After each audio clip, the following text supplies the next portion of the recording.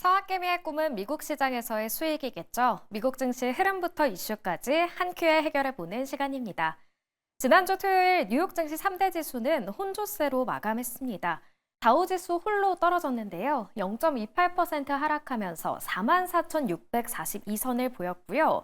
나스닥 지수는 큰 폭으로 올랐습니다. 나스닥은 0.81% 오른 19,859선에 장을 마쳤습니다. S&P 500 지수도 상승세를 보였는데요. S&P 500은 6,090선에 장을 마감했습니다. 한편 뉴욕 현지에서는 어떤 이슈가 핫하게 떠오르고 있을까요? 미국 증시 전문 유튜버 유선남님과 함께 이야기 나눠보겠습니다. 안녕하세요. 이번 주에 이 CPI 지수 발표를 포함해서 여러 일정들이 준비되어 있는데요. 요일별로 정리해 주시죠. 네, 일단 이번 주 같은 경우는 CPI 지표가 나오게 된 날입니다. 일단 중국에서의 소비자 물가지수 발표가 있었고요. 예상치를 하회하는 지표가 나왔습니다. 자, 그리고 월요일 날 같은 경우는 거시적인 경제 지표 지표는 잘 발표가 되지 않고요. 화요일 날부터 주요 지표가 발표가 되게 되는데요. 오펙 회의가 발표가 되고 난 이후에 미국의 에너지청에서 발표하는 단기 에너지 전망치, 그리고 미국의 농산물에 대한 가격 보고서 WESD 보고서가 발표가 될 예정입니다. 그러고 나서 수요일 날이 이번 주에 가장 중요한 한 주라고 할 수 있을 것 같은데요. 바로 소비자 물가지수 CPI가 나오게 되는 날입니다. 이제 이 CPI의 내용에 따라서 FOMC 내용이 달라질 수 있다 보니까 이번 지표 분명히 주의 깊게 볼 필요가 있어 보이고요. 그러고 난 이후에 10년물에 대한 국채 입찰 원유 재고가 발표가 되게 됩니다. 목요일 날 같은 경우는 생산자 물가지수가, 그리고 또 실업수당 청구건수가 나오게 되는 날이고요. 또한 그 이후에 30년물 국채 입찰이 예정되어 있고요. 금요일 날 같은 경우는 중국의 신규 대출 수치, 미국에서 발표하는 CFTC 원유 투기적 순 포지션, 금 투기적 순 포지션, 나스닥 투기적 순 포지션이 나오고 난 이후에 사실상 이번 주는 이렇게 거시경제 스케줄들을 마무리를 지을 수 있을 것 같습니다.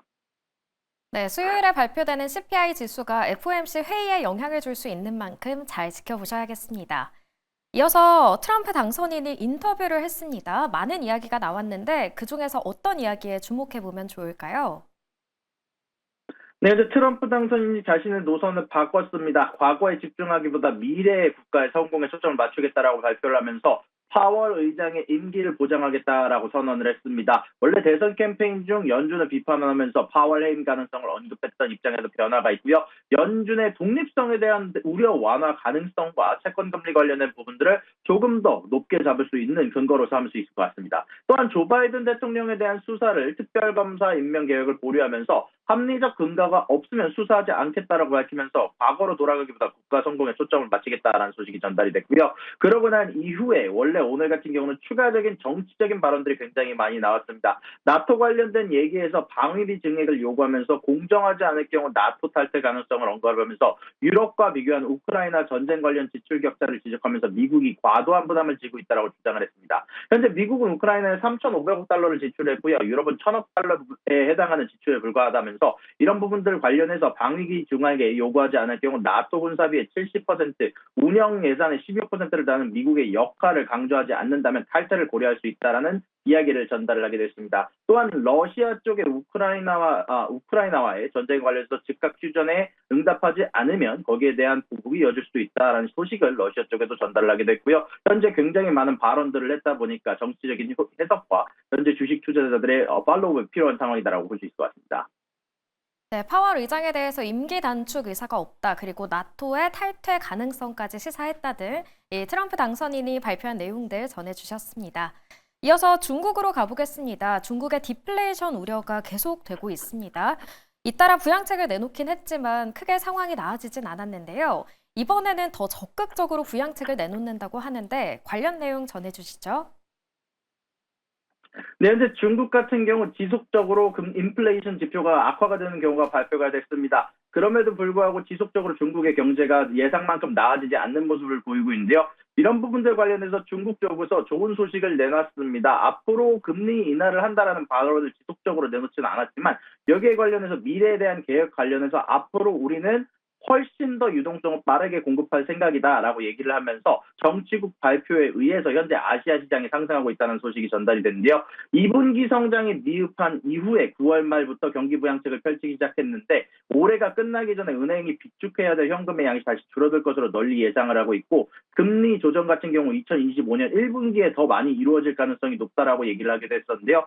중국 같은 경우 이번에 적당히 느슨한 통화 정책을 시작하겠다. 또한 정책 적동을 통해서 정치국 회의 성명 쪽에서 발표를 하기를 현재 경제를 추진하기 위해서 시진핑의 제조업 추진으로 미국과 유럽은 현재 저렴한 상품을 시장을 범람하고 있다고 불평을 했는데 여기에 대해서 모든 부분들을 안정화시키는 주식시장과 수년간의 실태에 시달리는 부동산 부분을 안정화하겠다라고 직접 약속을 하는 부분들을 발표를 했습니다.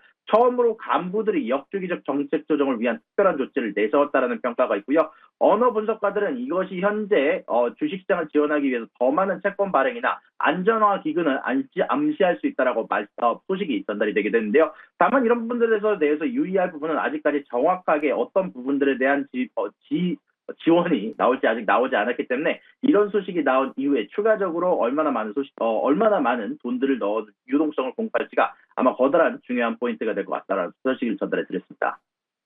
네, 중국의 적극적인 부양책이 제시되면 그때 다시 들어보는 걸로 하도록 하겠습니다.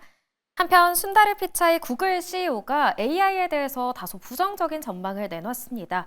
AI 개발 속도가 이제는 조금 둔화되고 있다라고 이야기를 했죠.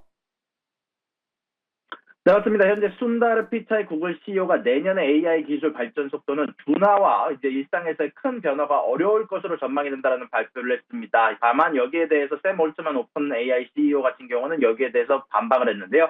AI 기술의 한계는 없다면서 성능 정체에 대한 지적에 대해서 정면 반박을 했습니다. 일단 구글 CEO의 전망 먼저 간단하게 전달을 해드리면 AI 개발이 둔화가 되고 있다라고 얘기를 하면서 현재 낮게 달린 열매 혹은 쉽게 얻을 수 있는 성과는 이미 수확됐다라면서 새로운 기술적 혁신이 없이는 발전 속도가 급격히 빨라지기 어려울 것이다라고 발표를 하면서 현재 챗GPT, 제미나이, 라마 등 대규모 언어 모델이 현재 추론 능력에서 신뢰성 면에서 점진적 발전으로 일어나고 있으며 현재 AI 산업과 경쟁 구도가 안정된 상태라고 밝히면서 가시적 수익 창출까지는 시간이 필요하며 여기에 대해서 챗GPT가 현재 오리온에 대한 성능에 대한 발표를 했는데 여기에 대해서 성능 정체 지적을 하면서 여기에 대해서 예전만큼은 드라마틱한 발전은 없을 것이다라고 예상을 하면서 가시적 수익 부진으로 인해서 골드만삭스 쪽에서는 본격적 성장까지 시간이 더 걸릴 것으로 분석한다라고 발표를 했고요. 여기에 대해서 샘 올트만은 여기에 대해서 반박을 내놨는데요. AI 기술에 대한 한계는 없다라고 얘기를 하면서 오픈 AI 차세대 모델 오리온에 대한 성능 정체는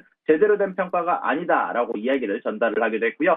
다른 기업들의 견해도 간단하게 전달을 해드리면 여기에 대해서 사티아 나델라 같은 경우는 양쪽의 중간적인 입장으로 기술 발전은 선형적이지 않다라면서 언제든지 티어5를 준비를 하고 있으며 산업혁명 이후 초기 70년간 큰 성장이 없었으나 이후 폭발적인 발전 사례를 언급하면서 언제든지 티어5 오를 수 있다라는 발언을 하기도 했다라고 소식이 전달이 됐습니다.